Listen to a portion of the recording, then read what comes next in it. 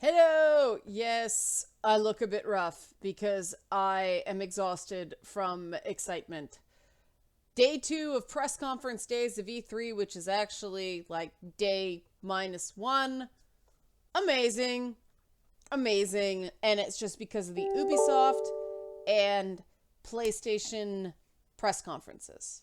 Yes, what did we just see? I am like, my nose is all red and my face is all flushed because I just watched that Spider-Man demo, which Mr. Negative, what? Like they're pulling from a Dan Slott arc? Like, whoa, that is not from the movies. That is like core, like comic book nerd. What awesomeness, and it worked. That was pretty cool. And okay, some eagle-eyed people noticed like the demons from a previous trailer. I didn't. I was excited.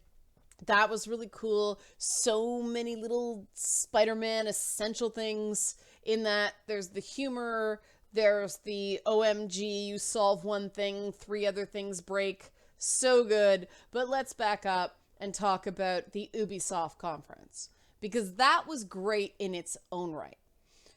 Not knock it out of the park, close to flawless as you can get, awesome as PlayStation was, but they don't have all these third parties to pull from.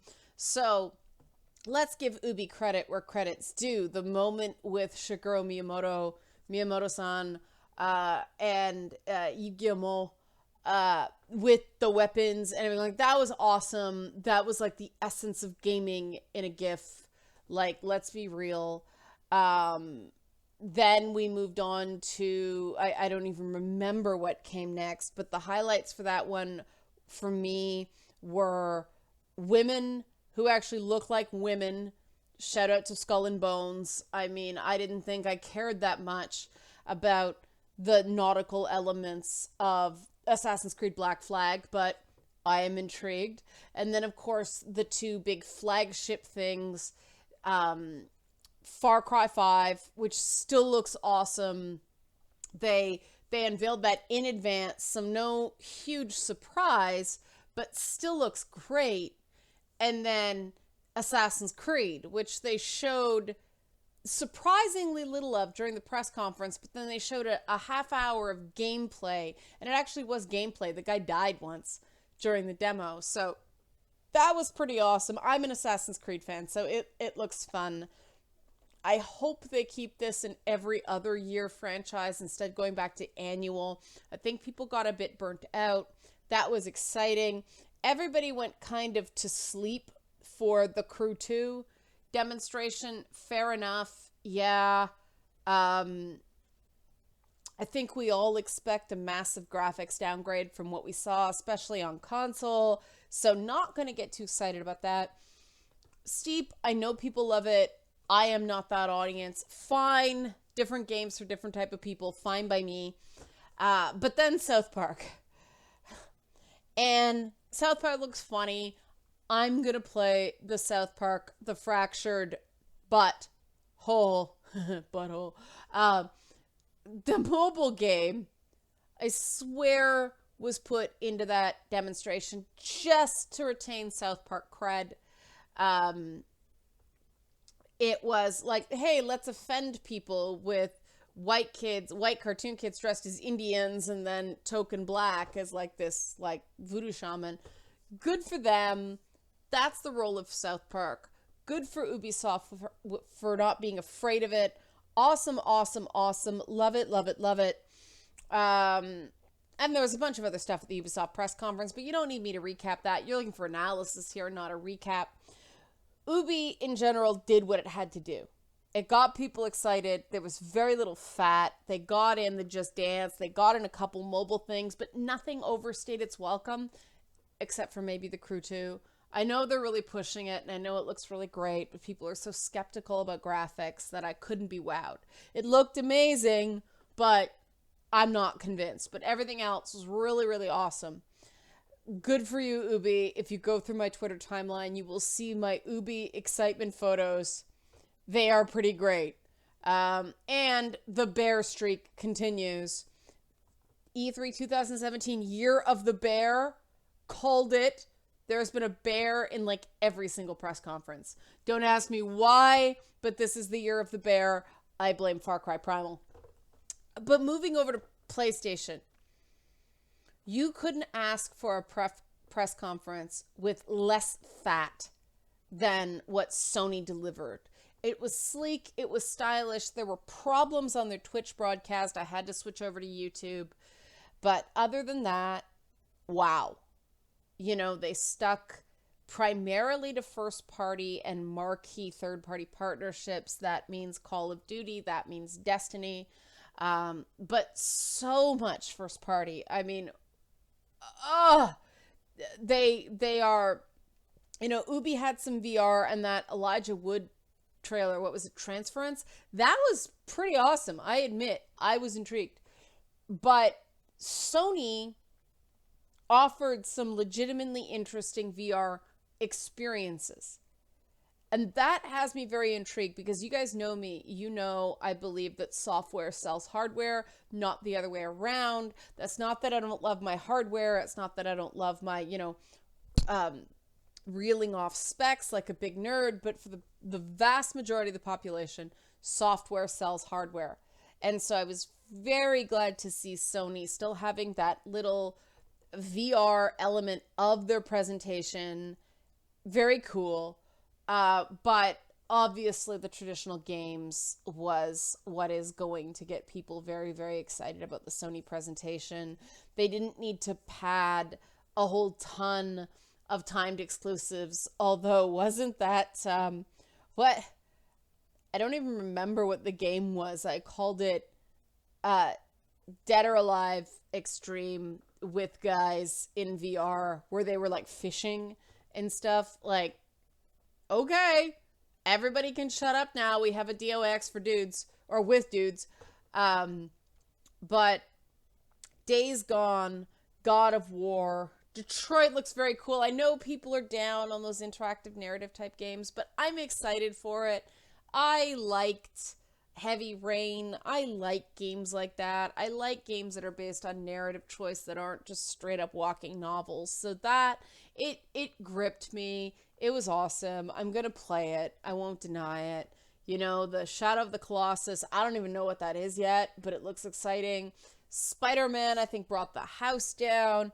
There was so much, and I know I'm forgetting something right off the top in that presser, and that's how jam-packed it was. And good for Sony. You know, they didn't sit back on its laurels and say, we're in the lead now. We're just gonna rest. We're gonna take it easy for a while. No, they came out swinging, and I just felt odd that the Kojima title, there wasn't any reference to it. A bit strange there, but we'll probably see that next year. It was so jam-packed that I think they can be forgiven for that. And it was just I remember what it was off the top now. The Uncharted expansion, which we knew was coming, but still looks really cool. You know, Claudia Black, Chloe's an awesome character in Uncharted. They've kept the coherence. No Last of Us 2. That was very interesting. So I guess we'll see that next year.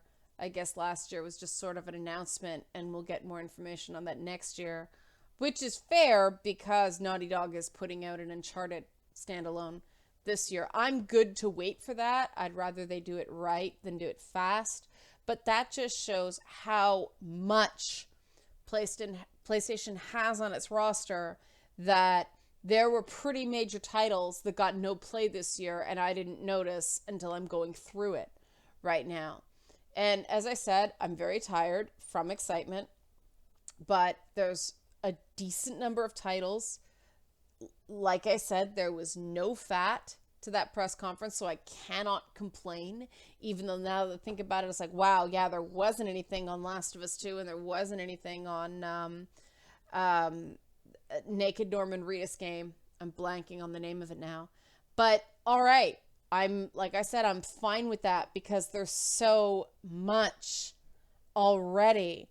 And we saw a very different side of Days Gone. We saw a somewhat different side of God of War. So many little Easter eggs dropped there. I mean, the way they showed the world serpent, I forget the name for that, Jormungand or something like that, I don't know.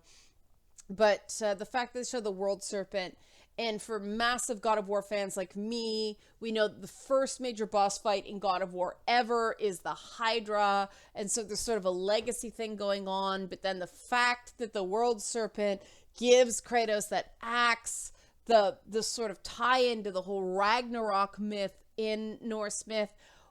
Wow. And then the kid, I mean, I tweeted at the time, we need a game of like Joel and Ellie and Kratos and Kid Dude. That's what I'm calling the kid in God of War, Kid Dude. Don't judge.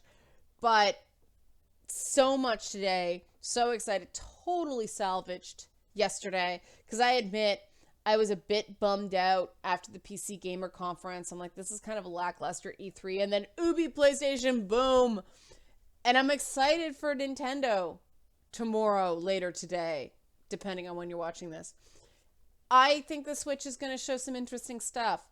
So there is enough that I feel like there's things to still get excited about moving forward in 2017 into 2018, even though I feel like it is in general something of a weak year full of too many sequels and not enough new IPs. But we get more Horizon Zero Dawn, which I am very excited about. That's me reaching out and getting the Horizon Zero Dawn.